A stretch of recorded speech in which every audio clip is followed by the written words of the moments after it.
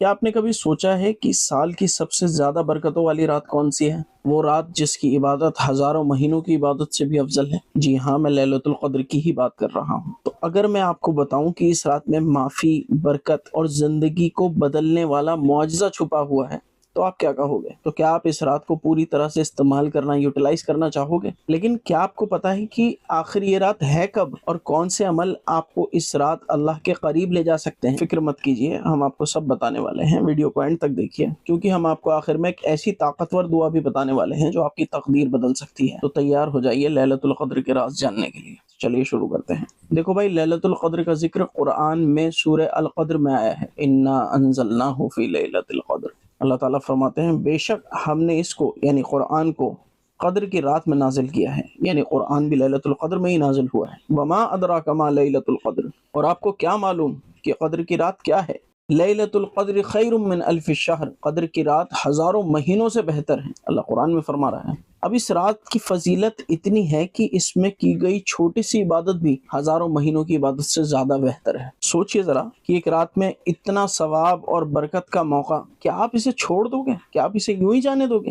لیکن اب سوال یہ ہے کہ اس رات کو کیسے ریکاگنائز کیا جائے، کیسے پہچانے کہ یہ رات کب ہے؟ تو ہم حدیث کو دیکھتے ہیں کہ ہمارے نبی صلی اللہ علیہ وسلم نے بتایا کہ یہ رات رمضان کے آخر عشرے کی طاق راتوں میں ہوتی ہے، یعنی 21، 23، 25، 27، 29۔ اب اس رات کی نشانیاں کیا ہیں، ان کو بھی دیکھتے ہیں ذرا۔ بتایا کہ یہ رات بالکل پرسکون ہوتی ہے، اس میں جو ہوا چلتی ہے وہ ٹھنڈی ٹھنڈی میٹھی میٹھی ہوا ہوتی ہے، بہت زیادہ گرمی بھی نہیں ہوتی اس رات میں، بہت زیادہ ٹھنڈ بھی نہیں ہوتی اس رات میں۔ اور جب صبح کا آفتاب اس رات کے بعد نکلتا ہے تو وہ ایسا ہوتا ہے جیسے 14ویں رات کا چاند۔ اس میں بالکل بھی ویسی شعائیں نہیں ہوتی جیسے روز سورج کے اندر نکلنے کے بعد شعائیں آتی ہیں، مطلب جو تیکھی لگتی ہیں، جو چپتی ہیں آنکھوں میں۔ تو یہ اس رات کی نشانیاں ہیں۔ تو اب سوال یہ ہے کہ اس رات میں کریں تو کریں کیا؟ قرآن پڑھیں، اس رات کو قرآن کی تلاوت کر کے اپنی زندگی کو روشن کریں۔ نہ صرف قرآن پڑھیں بلکہ قرآن کو سیکھیں، ترجمے کے ساتھ پڑھیں، تفسیر کے ساتھ پڑھیں، دعائیں کریں، اپنے رب سے معافی مانگیں، کیونکہ یہ سب سے بہترین موقع ہے آپ کا اللہ سے تعلق جوڑنے کا،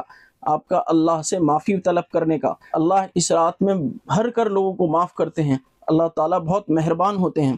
نفل نمازیں پڑھیں، رات کو قیام کر کے نفل عبادتیں کریں۔ میں تراویح کی بات نہیں کر رہا، تراویح کے بعد تہجد پڑھیں، صلاۃ الحاجت پڑھیں، صلاۃ التوبہ پڑھیں، صلاۃ الشکر پڑھیں، اللہ کا شکر ادا کریں، سجدوں میں رات گزاریں، ذکر کریں، سبحان اللہ، الحمدللہ، استغفر اللہ کی کثرت کریں، اللہ سے پناہ مانگیں، اللہ کو راضی کرنے کے لیے، اللہ کو راضی کرنے کے لیے وہ عمل مانگیں جو اللہ تو ہمیں دے دے جس سے تو راضی ہو جائے۔ اور یاد رکھیے کہ یہ رات صرف ایک موقع نہیں بلکہ یہ اللہ کی طرف سے ایک تحفہ ہے جو اللہ تعالیٰ نے ہمیں دیا ہے، اس امت کو دیا ہے، تو اسے گنوانا نہیں میرے بھائیوں، اسے گنوانا نہیں۔ اپنے گناہوں کی معافی مانگنے کا، اپنے زندگی کو بدلنے کا اور اپنے رب سے قریب ہونے کا، میری نظر میں یہ سب سے بہترین موقع آپ کے پاس ہے، کیونکہ آج ہم ہیں، اگلے رمضان پتہ نہیں ہم ہوں نہ ہوں، تو یہ راتیں گنوانے کی نہیں ہیں اللہ کے بندوں، یہ باہر گزارنے کی راتیں نہیں ہیں، یہ راتیں اللہ کے سامنے آہوزاری کرنے کی راتیں ہیں، اللہ کے سامنے گڑ گڑانے کی راتیں ہیں۔ تو بھائی لگ جاؤ۔